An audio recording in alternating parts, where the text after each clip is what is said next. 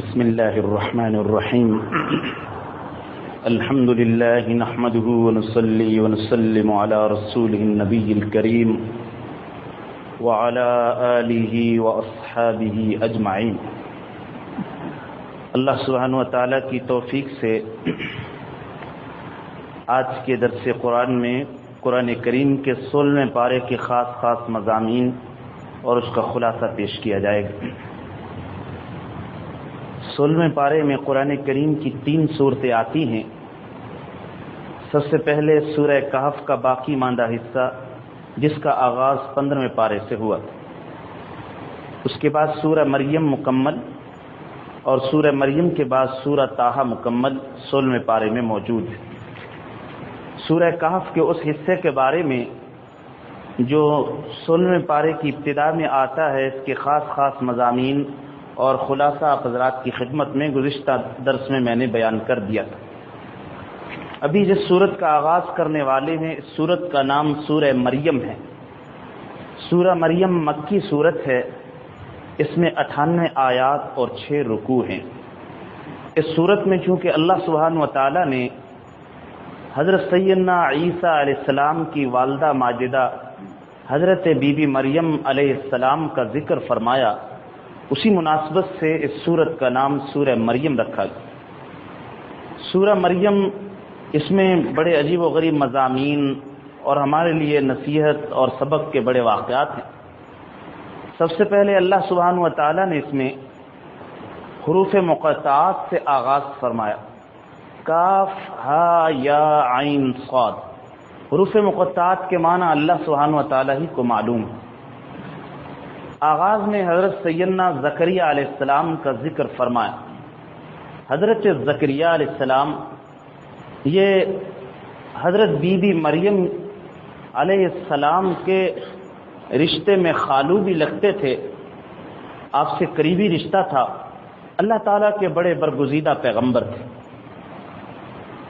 آپ حضرات کو یاد ہوگا، میں نے سورہ آل عمران میں حضرت زکریا کے تعارف میں عرض کیا تھا کہ حضرت بی بی مریم جو حضرت عمران کی بیٹی تھی، ان کو اللہ تعالیٰ نے بیت المقدس کی خدمت کے لیے قبول فرما لیا۔ عام طور سے خدمت کے لیے بچوں کو قبول کیا جاتا تھا اور بچوں کی نظر مان لی جاتی تھی، لیکن حضرت بی بی مریم ہی کو اجازت دے دی۔ چھوٹی سی عمر ہے، بیت المقدس میں رہتی تھی، 6 سال کی عمر، جس محراب میں جس حجرے میں عبادت کرتی تھی وہاں بے موسم پھل نظر آئے، اور باہر ان پھلوں کے ملنے کا کوئی نام و نشان نہیں تھا۔ حضرت زکریا جو بیت المقدس کے امام تھے، انہوں نے پوچھا، بیٹا یہ پھل آپ کے پاس کہاں سے آ گئے؟ انا لکی ھذا یا مریم، کہنے لگی یہ پھل تو اللہ سبحانہ و تعالیٰ کی طرف سے۔ ایک چھوٹی سی بچی اور اس سے ایسا جواب سنے جس میں توحید اور اللہ سبحانہ و تعالیٰ پر توکل اور ایمان ظاہر ہوتا ہو، تو حضرت زکریا کے دل میں اولاد کی تمنا پیدا ہو۔ آپ بے اولاد تھے اور بڑھاپے کی عمر کو پہنچ چکے، 120 سال کی عمر، اور پہلے پیغمبروں کو اللہ تعالیٰ نے عمریں بھی بڑی لمبی عطا فرمائی۔ یہاں قرآن کریم نے حضرت زکریا کی دعا کو ذکر فرمایا، اذ نادا ربہ نداء خفیہ، جب چپکے اللہ سے دعا کرنے لگے، یا اللہ ہڈیاں میری بڑھاپے کی وجہ سے کمزور ہو گئیں، بالوں میں سفیدی غالب آ چکی ہے، اور آپ اپنی دعا سے مجھے محروم نہ فرمانا، اپنی عطا سے محروم نہ فرمانا۔ میں یہ دعا کرتا ہوں کہ مجھے ایک ایسا بیٹا عطا فرما دے جو میرا اور آل یعقوب کا وارث ہو۔ یہاں لفظ یہ سمجھ لیجئے، یرثنی و یرث من آل یعقوب، جو میرا وارث ہو، اور آل یعقوب جو حضرت یعقوب جہاں سے بنی اسرائیل کے پیغمبروں کا آغاز ہوا، ان کی میراث کا وارث ہو جائے۔ یاد رکھیے، اس میراث سے مراد میراث نبوت اور میراث روحانی ہے۔ انبیاء علیہ السلام کی میراث سے ظاہری تقسیم نہیں ہوتی۔ انبیاء کی جو وراثت وہ علم کی وراثت ہوتی۔ العلماء ورثۃ الانبیاء، حضرت صلی اللہ علیہ وسلم کا ارشاد، علماء انبیاء کے وارث ہیں۔ وانما ورثوا العلم، انبیاء نے میراث کی جو چھوڑی ہے وہ علم کی میراث چھوڑی ہے. وَإِنَّ الْأَنْبِيَاءَ لَمْ يُوَرِّثُوا دِينَارًا وَلَا دِرْهَمًا. کوئی پیغمبر درہم و دینار کی میراث نہیں چھوڑتا. ہاں جو اس میراث سے جتنا حصہ لینا چاہے وہ لے لے، اس لیے کہ اللہ نے علم کے میدان کو کھول رکھا. علم کسی کے لیے خاص نہیں کیا، جو بھی کسب کرے گا محنت کرے گا اللہ اس کو علم عطا فرمائے. یہاں بھی اس میراث سے مراد میراث روحانی. اس کا ایک واضح دلیل یہ ہے، اگر میراث جسمانی مراد ہوتی کہ نبیوں کی میراث ان کے باغ ان کی دوسری جائیداد بھی تقسیم ہو سکتی ان کی اولاد میں، تو آل یعقوب کی میراث سے کیا مراد؟ جبکہ ہزاروں سال پہلے حضرت یعقوب علیہ السلام گزرے تھے، ان کی میراث کے تو کسی حصے کے ملنے کا تصور نہیں تھا. بہرحال حضرت زکریا علیہ السلام کی دعا کو اللہ نے قبول فرمایا اور فرمایا اے زکریا ہم تمہیں ایک ایسے بچے کی خوشخبری سناتے ہیں جس کا نام بھی ہم رکھتے ہیں اور اس کا نام یحییٰ ہوگا، اور آج تک ہم نے اس سے پہلے کسی کا نام یحییٰ نہیں رکھا. یہ پہلا نام ہے جو ہم آپ کے بیٹے کا رکھ رہے ہیں. بہرحال تعجب بھی ہوا ان کی اہلیہ کو بھی، بڑھاپے کی حالت میں بیٹا کیسے ہوگا؟ اللہ سبحانہ و تعالی نے فرمایا ہوا علیہ ہین، وہ عمر کے ہر حصے میں اولاد دینا ہمارے اوپر بہت آسان ہے. وَقَدْ خَلَقْتُكَ مِن قَبْلُ وَلَمْ تَكُ شَيْئًا. ارے اپنا سوچو، تم بھی تو عدم میں تھے، کوئی وجود اور کوئی ذکر نہیں تھا، ہم نے تمہیں وجود عطا کیا. اسی طرح ہم کسی حالت میں زندگی کی کسی اسٹیج میں بھی اولاد کی نعمت سے نواز سکتے ہیں. اور ساتھ یہ بھی فرمایا حضرت یحییٰ کے بارے میں یا یحییٰ خذ الکتاب بقوہ. یحییٰ سے بعد میں خطاب، یحییٰ جو ہم آپ کو کتاب اور تعلیم دے رہے ہیں اس کو ذرا مضبوطی سے تھامنا اور اچھی طرح سے اس کو تھامنے، اللہ تعالیٰ کی تعلیمات اور اس کے احکامات. آگے حضرت سیدنا بی بی مریم کا قصہ ذکر فرمایا جو اس صورت کا خاص مقصد ہے. اللہ تعالیٰ کے حکم سے جب حضرت بی بی مریم امید کی حالت میں ہو گئیں اور وہ بیت المقدس کی مشرقی جانب چلی گئیں، اللہ نے حضرت عیسیٰ کی صورت میں معجزانہ طور پر ایک بیٹا عطا فرمایا. حضرت بی بی مریم شروع سے ہی پریشان تھی، یہ کیا ہو گیا میرے ساتھ، اور ہر وقت دل میں گھٹن کی کیفیت. جب وہ موقع قریب آیا اور اللہ تعالیٰ نے حضرت عیسیٰ علیہ السلام کی صورت میں بیٹا عطا فرمایا، ساری تربیت کے مراحل، تر کھجوریں اور پانی کا انتظام اللہ سبحانہ و تعالیٰ نے فرمایا یہ استعمال کرو، کھجوریں اتارو اور پانی استعمال کرو، تمہارے سارے ذوق اور ساری کمی کو اللہ سبحانہ و تعالیٰ دور فرمائے. اور دیکھو اب گھٹن تھی میں بیٹا لے کر کیسے جاؤں قوم کے پاس، یہ کیا کہیں گے کہ شادی بھی نہیں ہوئی، اس کا باپ بھی موجود نہیں، یہ کیسے بیٹا ہو؟ اللہ سبحانہ و تعالیٰ نے فرمایا تم خاموش رہنا، چپ کر روزہ رکھ لینا، یعنی بولنا نہیں، ہماری قدرت کی نشانی ظاہر ہوگی. جس وقت حضرت بی بی مریم حضرت عیسیٰ کو لے کر آئیں، فَأَتَتْ بِهِ قَوْمَهَا تَحْمِلُهُ قَالُوا يَا مَرْيَمْ لَقَدْ جِئْتِ شَيْئًا فَرِيًّا. وہ قوم بنی اسرائیل بھانت بھانت کی بولیاں بولنے لگے، الزامات لگائے، پورا ماحول مخالف، جگہ جگہ تذکرے، گھروں کے اندر، عورتوں میں، محفلوں میں. کہاں سے؟ بیٹی پیغمبروں کی اولاد، حضرت عمران کی بیٹی، بیت المقدس میں رہنے والے، ان کے خالو بھی پیغمبر. یہ کیا ہو گیا؟ اتنے الزامات اور تہمتیں لگائیں. میں یہ اس لیے یہ ماحول کی منظر کشی کر رہا ہوں کہ قرآن پاک نے ایک دوسرے موقع پر حضرت بی بی مریم کی جو مثال دی میں اس کی طرف متوجہ کروں. اندازہ فرمائیے یہ واقعہ کتنا عجیب اور قدرت کی نشانی، اور لوگوں کی زبانیں کھل گئیں، بہت الزام لگائے. حضرت بی بی مریم انہوں نے فرمایا میں یہ بچہ موجود ہے، اسی سے پوچھو یہ کون ہے. فاشارت الی، کہنے لگے ہم پنگھوڑے میں موجود ایک نومولود بچے سے کیسے بات کر سکتے ہیں؟ اللہ سبحانہ و تعالیٰ کی طرف سے اللہ کی نشانی ظاہر ہوئی. قال انی اعبد اللہ. حضرت عیسیٰ گفتگو کر رہے، پنگھوڑے میں واز ہے جی، 1.5-2 مہینے کا بچہ، ایسا بیان توحید والا جو نبوت کی ساری زندگی کا منشور ذکر کر رہا ہے، جبکہ عام بچہ بول بھی نہیں سکتا ایسا. قال انی عبد اللہ، سن میں اللہ کا بندہ ہوں، اللہ کا بیٹا نہیں ہوں. حضرت عیسیٰ علیہ السلام کی معجزانہ پیدائش سے دو فرقے اس امت کی دو بڑی جماعتیں گمراہ ہو گئیں. یہود بھی گمراہ ہو گئے اور نصارہ بھی گمراہ ہو گئے. یہود گمراہ ہو گئے الزام لگا کر، انہوں نے حضرت بی بی مریم کی عفت اور پاک دامنی پر الزام لگا، وہ اللہ کے غضب کے مستحق ہوئے. جو نصارہ عقیدت مند تھے وہ معجزانہ پیدائش کو دیکھ کر کہنے لگے یہ تو اللہ کے بیٹے ہیں، اللہ کے بیٹے ہیں، اللہ کی خدائی میں شریک ہیں. تو یہ بھی گمراہ ہو گئے. دونوں نے اللہ سبحانہ و تعالیٰ کے ساتھ کفر کا اور شرک کا ارتکاب کیا. اور یہ جو بات حضرت عیسیٰ علیہ السلام فرما رہے، اسلام کی تعلیم، اللہ کے بندے ہیں. جس وقت ہجرت حبشہ ہوئی تھی، حضرت جعفر طیار چند صحابہ کے ساتھ جب نجاشی کے دربار میں پہنچے تو مشرکین بھی پیچھے پہنچے تھے.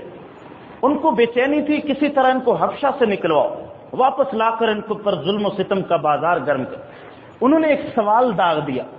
سوال یہ داغا، نجاشی کو آپ ان سے ذرا پوچھو بی بی مریم کے بارے میں اور حضرت عیسیٰ کے بارے میں کیا کہتے. اور ان کا مقصد یہ شرارت اور سازش تھی کہ جب نجاشی ان سے پوچھے گا بتلاؤ ہماری بی بی مریم کے بارے میں، حضرت عیسیٰ مسیح کے بارے میں تمہارا کیا خیال ہے، تو یہ جواب دیں گے اس قرآن کی تعلیم کے مطابق، سورہ مریم نازل ہو چکی، یہ اس کے مطابق کہیں گے تو وہ ان کو پکڑ لیں گے، گرفتار کر لیں گے. تم ہمارے معبود جن کو ہم خدا کی خدائی میں شریک کر رہے ہیں، اللہ کا بیٹا کر رہے ہیں، ان کی شان میں یہ گستاخی کر رہے ہیں. چنانچہ انہوں نے حضرت جعفر سے پوچھا کیا کہتے ہو؟ حضرت جعفر نے سورہ مریم کی تلاوت. یہی میں اللہ کا بندہ ہوں، نہ اللہ تعالیٰ کا بیٹا نہیں ہوں، اور اللہ تعالیٰ نے مجھے نبی بنایا، میرے لیے نبوت کا فیصلہ کیا، مجھے کتاب عطا فرمائی، مجھے یہ حکم فرمایا کہ میں جب تک زندہ رہوں وَأَوْصَانِي بِالصَّلَاةِ وَالزَّكَاةِ. میں اس جملے پہ آ کر زیادہ ہائی لائٹ کرتا ہوں، اس کو متوجہ کرتا ہوں کہ یہ ہر پیغمبر کے ہاں نماز اور زکات ہر پیغمبر کے ہاں بنیادی تعلیم میں چل. اس لیے کہ یاد رکھیے جب نماز نکل جاتی ہے تو باقی دین کی عمارت بھی ختم ہو جاتی. نماز یہ سب سے بنیادی اور چابی ہے دین میں داخل ہونے کی، دروازہ ہے. تو مجھے اللہ تعالیٰ نے فرمایا کہ جب تک میں زندہ رہوں نماز کا اہتمام کرتا رہوں اور زکات دیتا رہوں. اور مجھے یہ بھی فرمایا وَبَرًّا بِوَالِدَتِي، اپنی والدہ اور اپنی ماں کے ساتھ نیک سلوک کرنا اور ان کے ساتھ احسان کرنا. وَلَمْ يَجْعَلْنِي جَبَّارًا شَقِيًّا، مجھے سرکش، متکبر، غرور اور گمنڈ والا انسان اللہ تعالیٰ نے نہیں بنایا. وَالسَّلَامُ عَلَيَّ يَوْمَ وُلِدتُّ، میرے اوپر اللہ کی سلامتی جب میں پیدا ہوا. وَيَوْمَ أَمُوتُ، جب میں فوت ہوں گا. وَيَوْمَ أُبْعَثُ حَيًّا، اور جب مجھے اللہ دوبارہ زندہ کریں گے. ان تینوں حالتوں میں، تینوں زبانوں میں اللہ کی سلامتی مجھ پر نازل. یہ واضح فرمایا حضرت عیسیٰ علیہ السلام. حضرت جعفر طیار نے جب یہ بات کہی تو نجاشی دربار میں کہنے لگا، دیکھو ذرا غور کیجیے، یہ وہ نجاشی حبشہ کا بادشاہ، اس وقت بڑی طاقت اور بڑا ملک تھا جو آج کل ایتھوپیا کہلاتا. اور ادھر آپ سورہ آل عمران میں بھی پڑھ چکے ہیں، نجران کے عیسائیوں کا گروہ آ رہا ہے، وہ حضرت صلی اللہ علیہ وسلم کے ساتھ بحث مباحثہ کر رہا، یہاں تک کہ مباہلے تک کی بات پہنچی. یہ قصہ آپ کے سامنے آ چکا. وہ اس بات پہ زور لگا رہے ہیں کہ حضرت عیسیٰ اللہ کے بیٹے ہیں. آپ ان کو سمجھا رہے ہیں نہیں اللہ کے بندے ہیں. اور دربار میں گفتگو ہو رہی. نجاشی کا تبصرہ سنیں. نجاشی کہنے لگا جو کچھ قرآن نے فرمایا ہے، جو کچھ انہوں نے تلاوت کر کے بتلایا، حضرت عیسیٰ اور حضرت مریم ایک دن کا بھی اس سے زیادہ نہیں تھی. جو کچھ فرمایا صحیح فرمایا. وہ اللہ کی بندی تھی اور وہ اللہ کے بندے تھے، اللہ تعالیٰ کی خدائی میں شریک نہیں تھی اور اللہ تعالیٰ کے بیٹے نہیں تھے. یہ موضوع ہے سورت کا، حضرت بی بی مریم کا ذکر، اور کتنا ماحول ان کا مخالف تھا. قرآن کریم نے آگے چل کر غالباً سورہ حدید کے آخر میں فرمایا، اے دنیا کے انسانوں، ہم تمہارے سامنے دو بندوں کی مثال رکھتے ہیں. آدمیوں کے لیے دو آدمیوں کی بھی مثال رکھتے ہیں، عورتوں کی بھی. دو عورتوں کی مثال خاص طور پہ، ایک حضرت آسیہ کی مثال، ایک حضرت بی بی مریم کی مثال. حضرت آسیہ وہ عورت تھی جس کا شوہر اتنا سخت تھا، دنیا میں کسی عورت کا شوہر اتنا زیادہ سخت نہیں ہوگا. وہ فرعون تھا جو بڑا سرکش اور اژدہا تھا، اژدہا اپنے زمانے کا، انسانی شکل میں. اگلی صورت میں ذکر آ رہا ہے اس فرعون کی وہ بیوی ایمان لائی، میخیں گاڑ کر تشدد کرنے والا، اتنا ٹارچر کرنے والا انسان، اور بیوی حضرت آسیہ ایمان پر، حضرت موسیٰ پر ایمان. پورا ملک مخالف. ماحول کیسا تھا؟ اتنے بچوں کو اس نے تہہ تیغ کیا صرف اپنی حکومت، اپنی کرسی کو بچانے کے لیے، اور گھر میں ایمان موجود. حضرت آسیہ کتنا تشدد کرتا ہو. دنیا کی عورتوں کو سبق. تو آج عورتیں کہتی ہیں ہمارے میاں وہ نہیں ہمیں نماز نہیں پڑھنے دیتے، پردہ نہیں کرنے دیتے. یہ دنیا عورتوں کو پیغام ان کو پہنچا دیں، عذر قبول نہیں ہوگا. دنیا میں کسی عورت کا شوہر اتنا سخت نہیں جتنا آسیہ کا شوہر، حضرت آسیہ کا فرعون شوہر سخت. دوسرا، لوگ کہتے ہیں ہم اس ماحول میں کیسے چلے؟ اگر ہمیں بازار میں رہنا ہے تو انہی جیسا بن کے رہنا ہے، اگر آفس میں وقت گزارنا تو انہی جیسا ہونا پڑے گا. یعنی رشوت کا جو دھندا چل رہا ہے اس میں جب تک شریک نہیں ہو گیا ہمارا کام نہیں بنے. سب ماحول ایسا ہے، کیا کریں؟ ہم نے چلنا ہے نا، جو کمیونٹی کے ساتھ چلنا ہے، زمانے کی دوش بدوش چلنا ہے. کیسے ہم ان سے پیچھے تو نہیں رہ سکتے. ترقی کا دور ہے، یہ کون سی باتیں کر رہے ہیں پتھر کے زمانے کی، آج چاند پہ دنیا پہنچی، اس قسم کی باتیں کر. یاد رکھیے جتنا ماحول حضرت بی بی مریم کے مخالف تھا اتنا ماحول کسی کا بھی مخالف نہیں. اللہ تعالیٰ نے حضرت بی بی مریم کی مثال دے کر سمجھا. یا سمجھو حضرت بی بی مریم کی مثال کو کہ کس مخالفانہ ماحول میں انہوں نے اللہ سبحانہ و تعالیٰ کی تعلیمات کو اور اللہ کے احکام کو تھامے رکھا اور استقامت کا مظاہرہ کیا. سورہ مریم میں اللہ تعالیٰ نے بہت سارے پیغمبروں کا ذکر فرمایا. سب سے پہلے وذکر فی الکتاب ابراہیم، اس کتاب میں حضرت ابراہیم کو بھی یاد کرو، وہ بھی اللہ کے بڑے سچے اور نبی تھے. کس طرح اپنے والد کو سمجھاتے رہے، اے میرے ابا جان کیوں تم ایسے بتوں کی عبادت کرتے ہو، نہ سن سکتے ہیں، نہ دیکھ سکتے ہیں، نہ تمہارے کوئی کام آتے ہیں. اے میرے ابا جان لا تعبد الشیطان، یہ دراصل شیطان کی عبادت ہے، اور شیطان وہ رحمان کا نافرمان ہے، آپ کو اللہ کی نافرمانی کی طرف لے جا. بڑے پیار سے سمجھائے.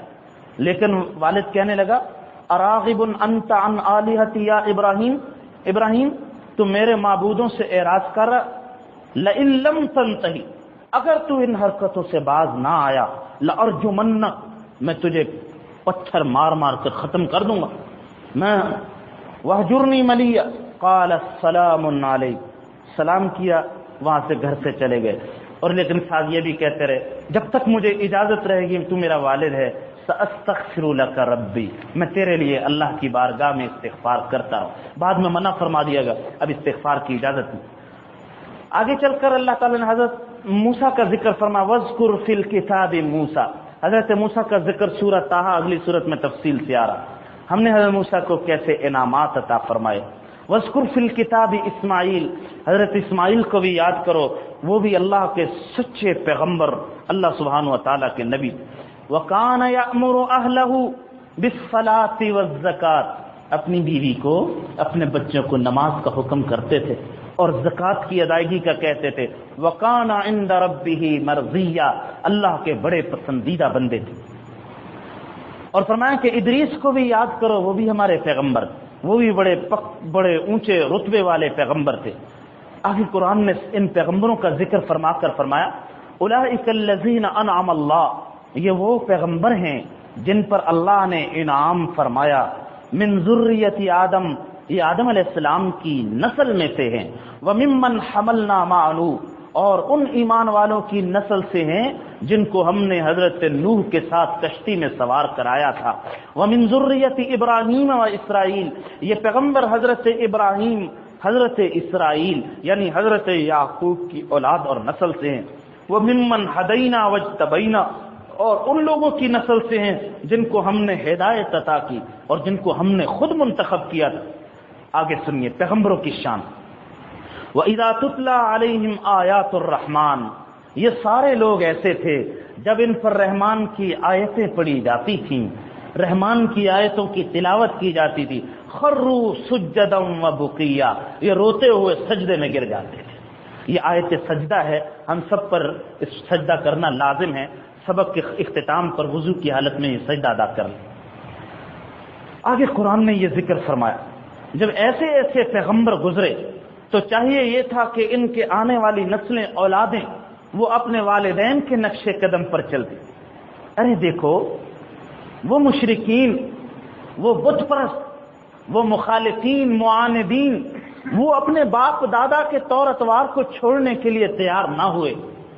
ان لوگوں کو چاہیے تھا کہ جو پیغمبروں کی اولادیں ہیں یہ اپنے والدین کے نقش قدم پر چلتی، نہ چھوڑتی ان کے طور اتوار کو، لیکن انہوں نے اپنے آبا و اجداد کے اچھے راستوں کو، صراط مستقیم کو چھوڑ دی. قرآن نے کس طرح متوجہ فرمایا، فخلف من بعدهم خلف. خلف کا لفظ اور خلف کا لفظ دو لفظ سن، ایک خلف اور ایک خلف، ایک سلف اور ایک سلف، دو لفظوں کا فرق عربی میں سمجھ لی. سلف کہتے ہیں ان آبا کو جو غلط راستوں پر چلتے رہے، اور سلف کہتے ہیں ان آبا کو جو ہدایت کے راستوں پر، سیدھے راستوں پر. جیسے ہم اپنے بزرگوں کو سلف صالحین کہتے ہیں، وہ نیک آبا تھے، صحابہ کرام، ائمہ دین، فقہا، محدثین، بڑے بڑے اکابر مشائخ، صوفیہ، یہ سلف صالح. سلف کہنا غلط. خلف کا معنی ہوتا ہے بعد میں آنے والے، پیچھے رہ جانے والے، جو نااہل اولاد ہو، نکمی اور نااہل اور بے دین، ان کو خلف کہا جاتا ہے. اور جو اچھا ہو، وارث ہو روحانی اعتبار سے، اس کو خلف کہا جاتا ہے، لام کے زبر سے. خلیفہ کا جو لفظ استعمال ہوتا ہے یہ خلف سے استعمال ہوتا ہے. حضرت صلی اللہ علیہ وسلم کا خلیفہ اول، خلیفہ ثانی، خلیفہ ثالث، خلیفہ یا اکابر مشائخ کے جو خلفاء، فلاں بزرگ جیسے حضرت مجدد الفسانی کا یہ خلیفہ، حضرت شاہ ولی اللہ رحمۃ اللہ علیہ کے یہ خلفاء، یہ جو خلفاء جن کو اجازت سے بیعت عطا فرماتے تھے وہ خلیفہ کہلاتے، وہ خلف سے کہلاتے. اب یہ لفظ ہمیں سمجھ میں آیا، فخلف من بعدهم خلف. ان پیغمبروں کے بعد ایسے نااہل اور ناخلف وارث ہوئے، اضاعوا الصلاۃ، جنہوں نے نمازیں ضائع کر دی. یہ نماز کو بار بار کیوں ذکر فرما؟ اس لیے کہ نماز جب ضائع ہوتی ہے پھر سارا دین ضائع ہو جاتا ہے، اور نماز پہچان ہے ایمان کی. حضرت صلی اللہ علیہ وسلم نے ایک حدیث میں فرمایا، جس بندے کو تم مسجد میں بار بار آتا جاتا دیکھو، اس کے مومن ہونے کی گواہی دے دو. اگر کہیں ضرورت پڑے یہ پوچھنے پر بتلاؤ یہ بندہ مومن ہے یا کافر. اگر وہ مسجد میں آتا جاتا تم اس کے آنے جانے پر گواہی دے دو یہ اللہ کا مومن بندہ ہے. مسجد میں مومن کے علاوہ، ایمان والے کے علاوہ کوئی بار بار نہیں آ سکتا. اس لیے فرمایا اضاعوا الصلاۃ، انہوں نے نمازیں ضائع کر دی.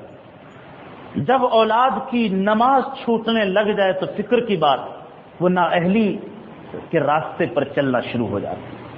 واتبعوا الشہوات. ہماری بہت بڑی کامیابی میرے بھائیو یہ ہے ہماری اولادیں نماز والی بنی، وہ ہماری انویسٹ، ہمارا یہ باغیچہ ثمر بار ہونا شروع ہو جائے. اس لیے کہ جب ہم چلے جائیں گے اس دنیا سے، یہ پیچھے نمازیں پڑھتے رہیں گے، یہ دعائیں بھی کرتے رہیں گے. اگر یہ نمازی نہ بنے تو پھر جو کچھ بھی آپ نے چھوڑا ہے، بہت بڑا بیلنس چھوڑا، مکانات کئی بنا کے دے دیے، دکانیں، کاروبار بہت اچھا چھوڑ دیا، بس وہ اگلا کام ہوگا واتبعوا الشہوات. قرآن نے ذکر فرمایا ایسے ناخلف وارث ہوئے جنہوں نے نمازیں ضائع کی، واتبعوا الشہوات، اور خواہشات نفس کے پیچھے چل پڑے، نفسانی خواہشات کے پورا کرنے میں لگ گئے. وہ دنیاوی زندگی میں منہمک ہو گئے، اللہ اور اس کے رسول کو بھول گئے. فسوف یلقون غیا. پہلے نماز ضائع ہوتی، پھر اس کے بعد خواہشات نفسانی کی اتباع شروع ہو گئی. اس لیے جب بندہ نماز کا قائم ہوتا ہے بہت سارے نفس کے چکروں سے محفوظ ہو جاتا ہے. اسی لیے قرآن نے فرمایا ان الصلاۃ تنہی عن الفحشاء والمنکر. نماز آدمی کو بے حیائی کے کاموں سے اور اللہ کی نافرمانی سے روکتی ہے. نماز، میں کہتا ہوں اگر ہماری صحیح نماز، اصلی نماز بن جائے پورے دین پر چلنا آسان ہے. لیکن جو ہماری ٹوٹی پھوٹی نماز ہے یہ بھی بہت بڑے گناہوں سے وقایا اور ڈھال بن جاتی. ہماری ٹوٹی پھوٹی نماز سے بہت ساری چیزوں سے شرم دلاتی رہتی، نہ ایسا نہ کرنا، یہ کام پسندیدہ. نماز اگر کامل ہو جائے تو کیا شان ہو. جرائے خاک آمیز، مولانا روم فرماتے ہیں جرائے خاک آمیز چوں مجنو کنن، گر صاف باشر ندانم چوں کنن. ایک مٹی میں ملا ہوا گھونٹ جب پاگل بنا رہا ہے، مجنو کر رہا ہے، اگر یہ خالص مل جائے نامعلوم کیسی کیفیت پیدا ہو جائے. اگر یہ خالص ہوتا، اگر اللہ کی محبت خالص اور ایمان خالص دلوں میں اتر جائے، نہ معلوم ایمان کی کیا کیا کیا، مٹی میں ملا ہوا ایمان یہ انسان کے اندر پیدا کر رہا ہے، نشہ پیدا کر رہا ہے، اللہ کی محبت کا نشہ۔ فرمایا کہ جب یہ شہوات کے پیچھے پڑ فسوف یلقون غیا، پھر یہ گمراہیوں کے اندر، گمراہیوں کی وادیوں میں بھی داخل ہوں گے، پھر گمراہ ہو جائیں گے۔ فسوف یلقون غیا، پہلے نماز چھوٹتی ہے، پھر خواہشات نفس، جب اس میں آگے بڑھتا ہے پھر عقیدوں کی کوئی پرواہ نہیں رہتی، پھر آدمی گمراہ ہو کر بھٹک جاتا سیدھے راستوں۔ اللہ تعالیٰ اس سے حفاظت۔ الا من تاب، سوائے ان لوگوں کے جنہوں نے توبہ کر لی، غلطی ہوگی تھی توبہ کر لی، وعمل صالحا، پھر نیک اعمال شروع کر دیے، فرمایا یہ جنت میں داخل ہوں گے۔ ولا یظلمون شیئا، ان پر کچھ بھی ظلم نہیں کیا جائے گا۔ جنات عدن، ہمیشہ رہنے کے ایسے باغات ہوں گے، وہ باغات جن کا رحمان نے اپنے بندوں سے وعدہ کیا ہوا ہے، اور اللہ اپنے وعدوں کو پورا کرنے والے ہیں۔ ان باغات میں جا کر لا یسمعون فیہا لغو، نہ کوئی فضول بات سنیں گے، بس سلام ہی سلام، استقبال ہی استقبال، ہر طرف یہی کلمات ہوں گے، السلام علیکم، ہر طرف برکت کے کلمات، ماشاءاللہ کے کلمات، سبحان اللہ، یہی کلمات ہوں گے، ایک دوسرے کے لیے برکت کے، حیاکم اللہ، یہ اچھے کلمات ہوں گے۔ وَلَهُمْ رِزْقُهُمْ فِيهَا بُكْرَةً وَعَشِيًّا، صبح و شام دن رات اللہ کے رزق سے مستفید ہوں گے۔ تِلْكَ الْجَنَّةُ، یہ وہ جنت ہے، الَّتِي نُورِثُ مِنْ عِبَادِنَا مَنْ كَانَ تَقِيًّا، ہم اپنے بندوں میں سے اس کو وارث بنائیں گے جو ان میں پرہیزگار اور تقوی والا ہوگا۔ قرآن کریم نے مشرکین کی ایک حالت کو ذکر فرمایا، جب ان کے سامنے ہماری آیات پڑھی جاتی ہیں، قال الذین کفروا للذین آمنوا، کامیابی کا معیار دیکھیے، جو کافر ہیں وہ ایمان والوں سے کہتے ہیں ای الفریقین خیر مقاما واحسن ندیا، ذرا بتلاؤ ایک پارٹی ہماری، ایک تمہاری، ایک جماعت تمہاری، ایک ہماری، ان میں سے کون سی بہتر ہے؟ مقامن، رہائش کے اعتبار سے دیکھو، ہماری رہائشیں دیکھو، تمہاری دیکھو جھنپڑیاں، تمہارے مکانات دیکھو، ہماری مجلسیں دیکھو، اور تم اپنی مجلسوں کو دیکھو، ہمارے کاروبار دیکھو، تم اپنا روزگار دیکھو، کون بہتر ہے؟ یہ مشرکین کہتے تھے ایمان والوں سے۔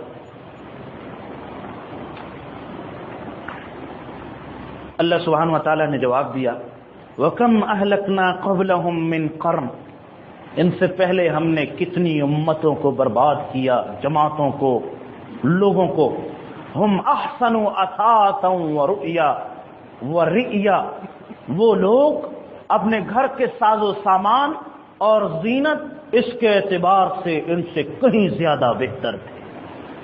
وہ پتہ یہ چلا کہ مکانوں کا اچھا ہونا، اساس کا لفظ آپ بھی استعمال کرتے ہیں، اثاثہ، گھر کے ساز و سامان، فرنیچر، پردے، گاڑیاں، یہ کمرہ، یہ ڈرائنگ روم، یہ جناب سونے کے لیے، یہ وہ ایک لمبی، اس کو اساس کہتے ہیں، اور ان کے ایسے تھے، اس سے کہیں زیادہ بہتر تھے، دیکھنے میں بھی جمال کی زینت کی چیزیں بھی بہت تھیں، لیکن اللہ سبحانہ و تعالیٰ کے عذاب سے رکاوٹ نہ ملی، اس لیے کہ وہ باغی اور نافرمان تھے۔ قرآن کریم نے ایمان کا ایک اور اعمال صالحہ کا ایک فائدہ ذکر فرمایا۔ اللہ تعالیٰ ایمان اور اعمال صالحہ کی برکت سے دنیا اور آخرت میں مقام محبوبیت عطا فرماتے ہیں۔ جو بندہ جتنا نیک ہوگا، جتنا پرہیزگار ہوگا، اللہ تعالیٰ مخلوق کے دل میں اس کی اتنی محبت پیدا فرما دیتی۔ قرآن کا اعلان سنیے، پھر میں حدیث سے عرض کروں۔ ان الذین آمنوا، بے شک وہ لوگ جو ایمان لائے، وعملوا الصالحات، نیک اعمال کرتے رہے، سیجعل لهم الرحمن ودا، رحمان ان لوگوں کے لیے دوسروں کے دلوں میں محبت پیدا فرما دیں گے، دوسروں کے دلوں میں پیار پیدا کر، اور واقعتاً جتنا پیار اور محبت اللہ والوں کو نصیب ہوتا ہے کسی کو نصیب نہیں ہوتا۔ یہ جو بادشاہوں کو یہ جو پروٹوکول ملتا ہے، یہ جو کچھ بھی ان کو آؤ بھگت ہوتی، وہ ڈنڈے کے ڈر سے ہوتی، وہ جاب کو بچانے کے لیے، وہ دل سے نہیں ہوتی۔ لیکن دل سے جو احترام ملتا ہے وہ اہل اللہ کو ملتا ہے، اللہ والوں کو ملتا ہے۔ یہ اللہ سبحانہ و تعالیٰ یہ انعام عطا فرما. لیکن یہ محبوبیت صرف دنیا کی نہیں ہوتی، آخرت میں بھی ملتی.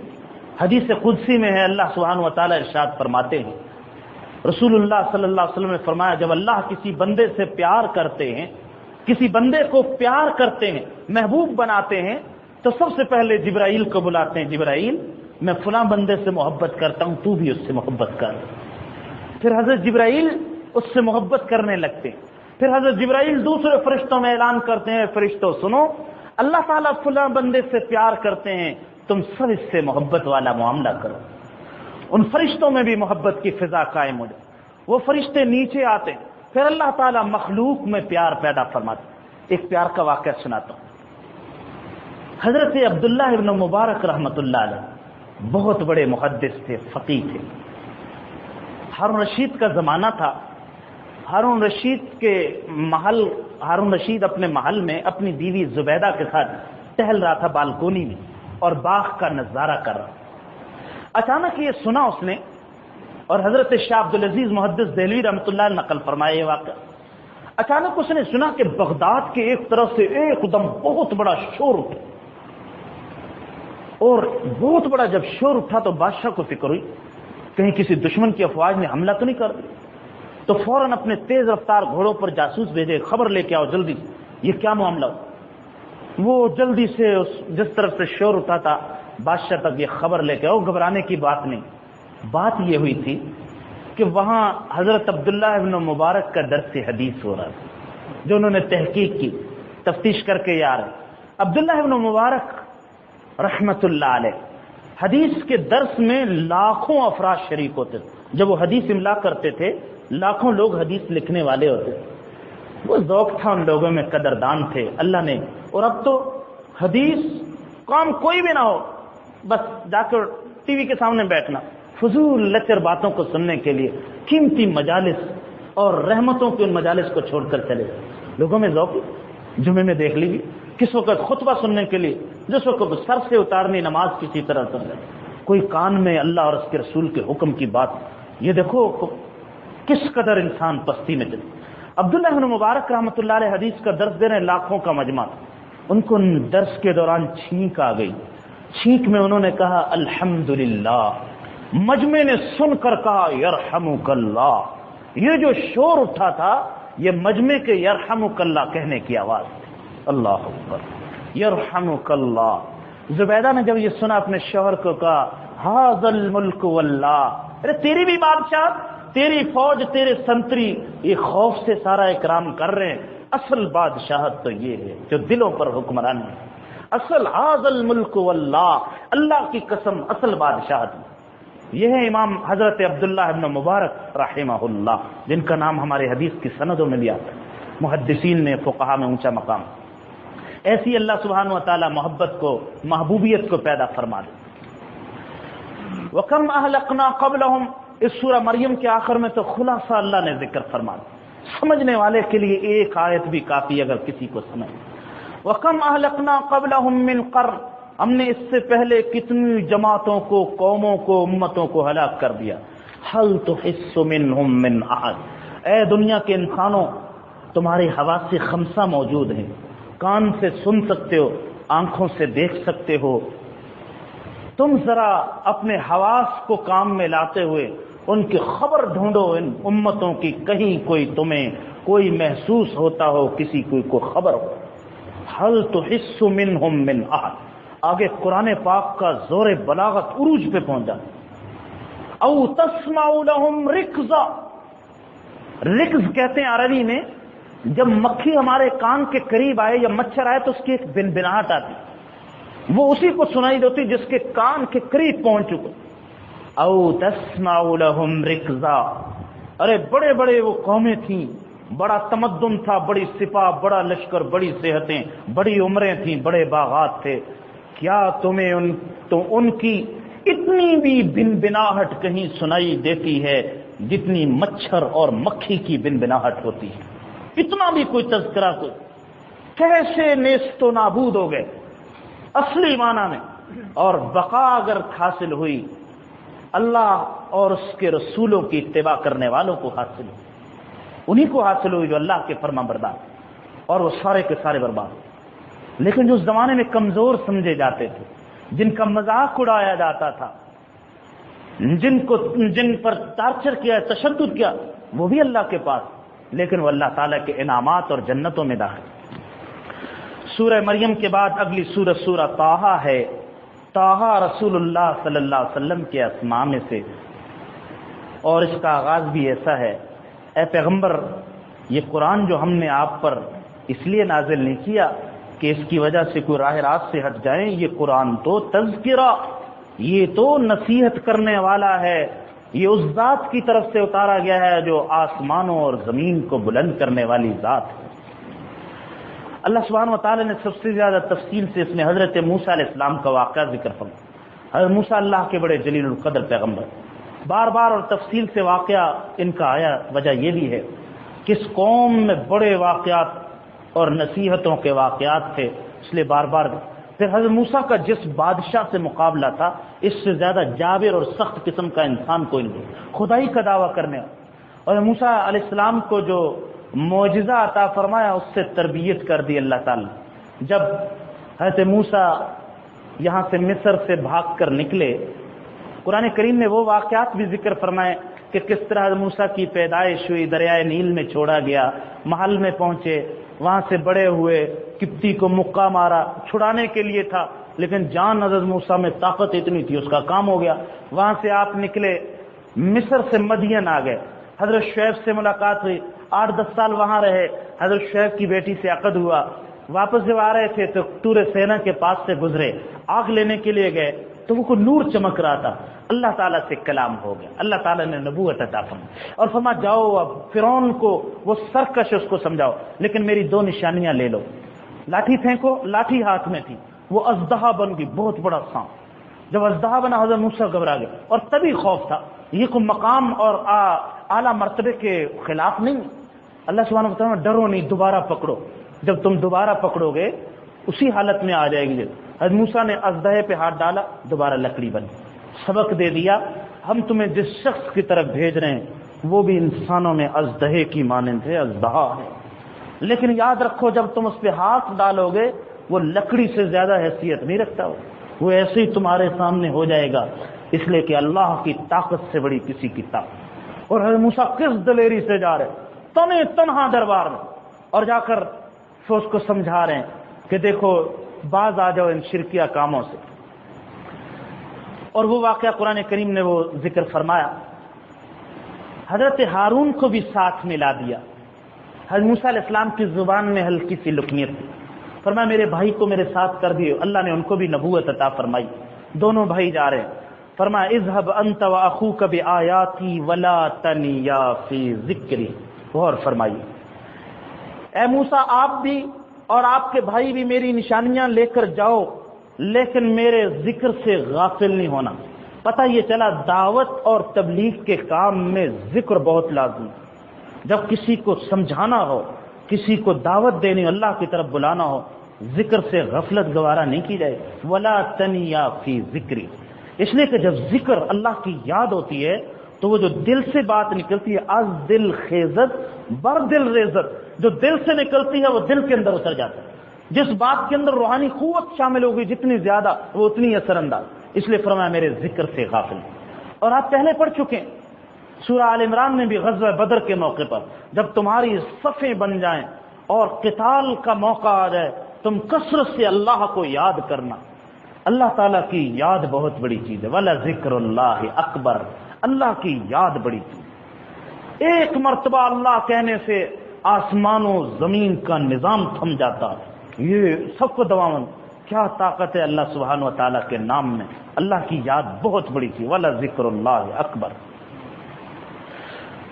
حضرت موسیٰ علیہ السلام نے جب جا کر فرعون کو سمجھایا، قال فمن ربکما یا موسیٰ، اے موسیٰ بتلاؤ تم دونوں کا رب کون سا ہے، کس رب کی بات کر رہے؟ حضرت موسیٰ نے کہا ربنا الذی اعطى كل شیء خلقا، ہمارا رب وہ ہے جس نے ہر چیز کو ساخت اور خلقت عطا فرمائی، ثم ہدا، وہی اللہ ہے جو راستوں کو دکھانے والا اور سیدھے راستوں کو۔ قال فما بال القرون الاولى، وہ بڑا شاطر آدمی تھا فرعون، اس نے کہا ایک ایسا سوال کر دیا کہ پورا ماحول یہ جو سارا سن رہا ہے یہ حضرت موسیٰ کے مخالف ہو جائے. کہنے لگا بتلاؤ موسیٰ، وہ جو پہلے ہمارے آبا و اجداد گزرے پرانی امتیں، ان کا کیا حال ہوا؟ وہ بھی تو مشرک تھے. قال علمها عند، اگر حضرت موسیٰ یوں فرماتے وہ سب کافر جہنم میں چلے گئے تو یہ سارے وہ ہو جاتے، اشتعال میں آ جاتے. تو حضرت موسیٰ کو اللہ نے حکمت عطا فرمائی، دانائی، ایسا جواب دے دیا کہ ماحول کو اشتعال میں نہیں آنے دیا، تاکہ دعوت اور پیغام جو میں نے چھوڑا ان کے دلوں کے اندر راسخ ہو جائے. کیونکہ جب بندے کے اندر، یاد رکھیے، تعصب پیدا ہو جائے یا اشتعال آ جائے، اب ہدایت کی کتنی بھی بارش برسے اس کے دل میں نہیں اتر. یہ عصبیت، تعصب اور اشتعال ایک ایسی، اس سے بچانا بہت.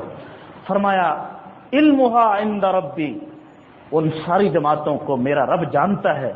لا یذل ربی ولا ینسا، میرا رب نہ چوکتا ہے نہ کبھی بھولتا. دیکھو جی کیسا جواب عطا فرمایا، نہ بھولتا ہے نہ چوکتا ہے.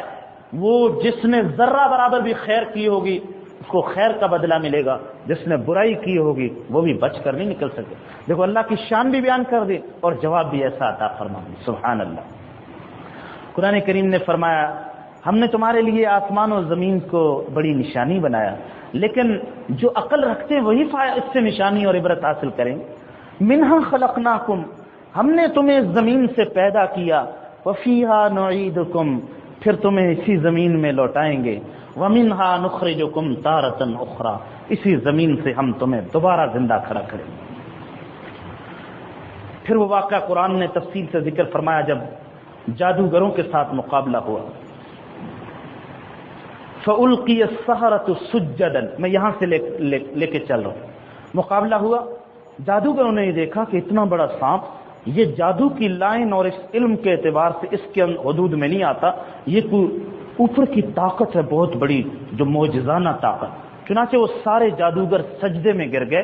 قالوا آمنا برب موسیٰ و ہارون، ہم موسیٰ اور ہارون کے رب پر ایمان لائے. اگلی بات جس کو میں خاص طور پہ کہ جب وہ ایمان لائے حضرت موسیٰ پر، حضرت موسیٰ پیغمبر کی صحبت اور پیغمبر کی زیارت سے جو ان کو مقام حاصل ہوا وہ قرآن نے ذکر فرمایا. اور غور کریں وہ نامہ سیاہ لوگ بھی جو صحابہ کرام پہ الزام لگاتے ہیں کہ وہ سارے کے سارے راہ راست سے ہٹ گئے تھے، پہلے ایمان لائے تھے نعوذ باللہ نعوذ، پھر راہ راست سے ہٹ گئے نعوذ باللہ، ایسے الزامات لگ. قرآن نے ان جادوگروں کی یہ کیفیت ذکر کی جب فرعون نے ان سے یہ کہا آمنتم لہو قبل ان آذن لکم، میری اپروول اور اجازت کے بغیر تم ایمان لائے. انہ لکبیرکم الذی علمکم السحر، یہ جنہوں تمہیں ابھی جادو یہی تمہارا بڑا لگتا ہے، تم غالباً اسی کے خفیہ ایجنٹ ہو، اسی کی بات ماننے والے لگ رہے ہو مجھے، انہی نے تمہیں سکھایا ہے. اب دھمکی دی فَلَأُقَطِّعَنَّ أَيْدِيَكُمْ، میں تمہارے ہاتھ کاٹوں گا ضرور اور تمہارے پاؤں کاٹوں گا خلاف جانب سے.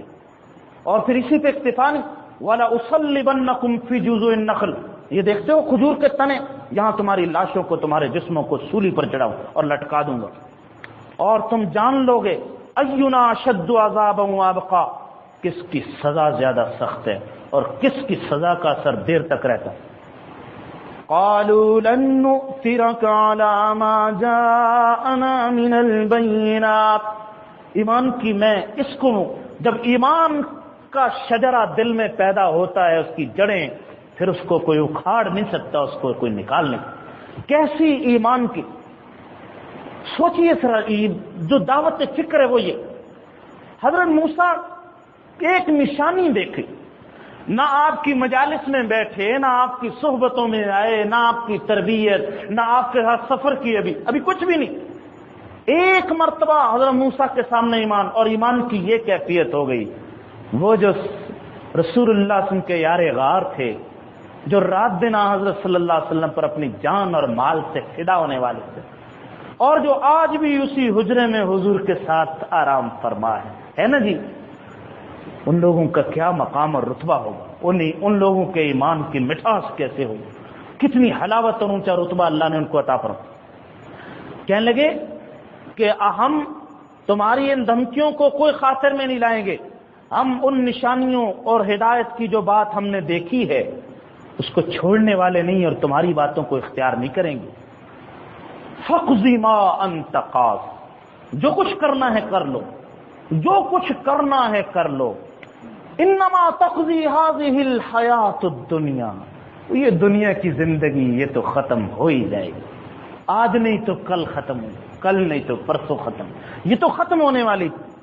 کر لے جو کرنا ہے، آخر موت ہے، ایک دن مرنا ہے، آخر موت ہے. بس یہی ہے نا. کیا کر سکتا ہے؟ زیادہ مار دے گا، اس سے زیادہ کیا کر رہا ہے؟ جانا تو اللہ ہی کے پاس. دیکھو کیا ایمان اور کیا اللہ سبحانہ و تعالیٰ آخر ان ساری دھمکیوں کے باوجود ذرہ برابر مرعوب نہیں ہوئے. اللہ تعالیٰ نے ایمان کی ایسی مٹھاس اور حلاوت نصیب فرما دی. اس لیے اب تعجب کی بات نہیں ہم کرتے. حضرت ثمامہ بن آسال جب مسلمان ہوئے، میں واقعہ پہلے تفصیل سے عرض کر چکا ہوں، یہ بنو حنیفہ، یہ بڑے سخت قسم کے اپنے قبیلے کے جنگجو سردار تھے. بہرحال مسلمان ہو گئے، تفصیلی واقعہ. مسلمان ہو گئے تو بعد میں فرمانے لگے یا رسول اللہ صلی اللہ علیہ وسلم، ابھی چند لمحے پہلے آپ کے ساتھ میرا تعلق یہ تھا، زمین پر چلنے والے دنیا کے تمام انسانوں میں سب سے زیادہ دشمنی اور بغض میرے دل میں آپ کے بارے میں تھا، لیکن اب جب کلمہ پڑھ لیا، آپ کی غلامی میں آ گیا ہوں، اب میرے دل کی کیفیت یہ ہے، زمین پر چلنے والے دنیا کے تمام انسانوں میں سب سے زیادہ محبوب آپ کی ذات. یہ کیا انقلاب ہوئے؟ خود نہ تھے جو راہ پر اوروں کے ہادی بن گئے، وہ کیا نظر تھی جس نے مردوں کو مسیحا کر دیا. خود نہ تھے جو راہ پر اوروں کے ہادی بن گئے، وہ کیا نظر تھی جس نے مردوں کو مسیحا کر دیا. یہ مقام اللہ سبحانہ و تعالیٰ نے حضرات صحابہ کو نصیب فرمایا.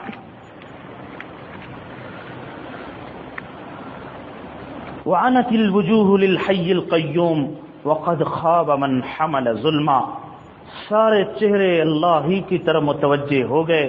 وہ ذات جو حی بھی ہے، زندہ بھی ہے، قیوم بھی ہے، اور جس نے ظلم کا ارتکاب کیا وہی بندہ رسوا ہوا. یہ آیت میں نے اس لیے پڑھی، یہ سورہ طٰہٰ کی آیت نمبر 111 ہے. حضرت شیخ محمد محدث ثانوی رحمۃ اللہ علیہ فرمایا کرتے تھے، اگر کسی آدمی کو کسی شر پسند سے، دشمن سے خطرہ ہو، کوئی نقصان پہنچانا چاہتا مالی یا جانی، اور بڑا خطرہ ہو، اگر کوئی عشاء کے بعد اس آیت کا 40 مرتبہ ورد کرے نا، 2 رکعت نماز پڑھنے کے بعد 2 رکعت نماز اس طرح سے پڑھے کہ پہلی رکعت میں بھی سورہ الم تری کیف 7 مرتبہ پڑھے اور دوسری رکعت میں بھی الم تری کیف 7 مرتبہ، پھر اس کے بعد 40 مرتبہ یہ آیت پڑھے وعنت الوجوہ للحی القیوم. ہم تو متوجہ ہو گئے اس ذات کی طرف جو حی بھی ہے، قیوم بھی ہے.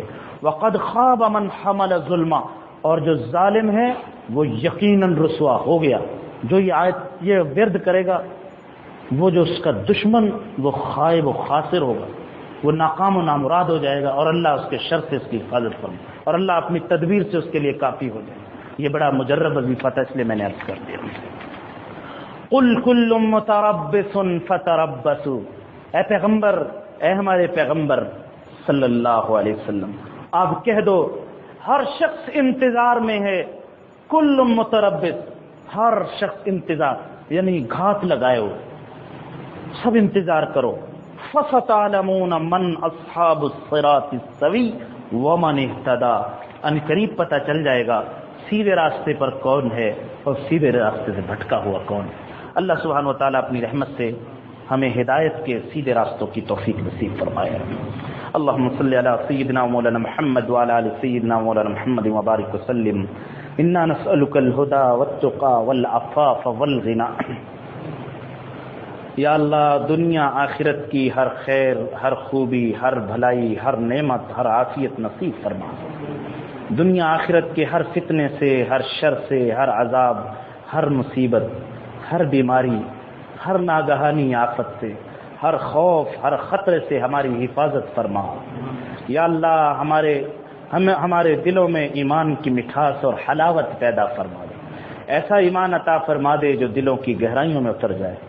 وصلی اللہ تعالی علی نبینا و حبیبنا محمد وعلی آلہ و صحبہ اجمعین برحمتک یا رحمت.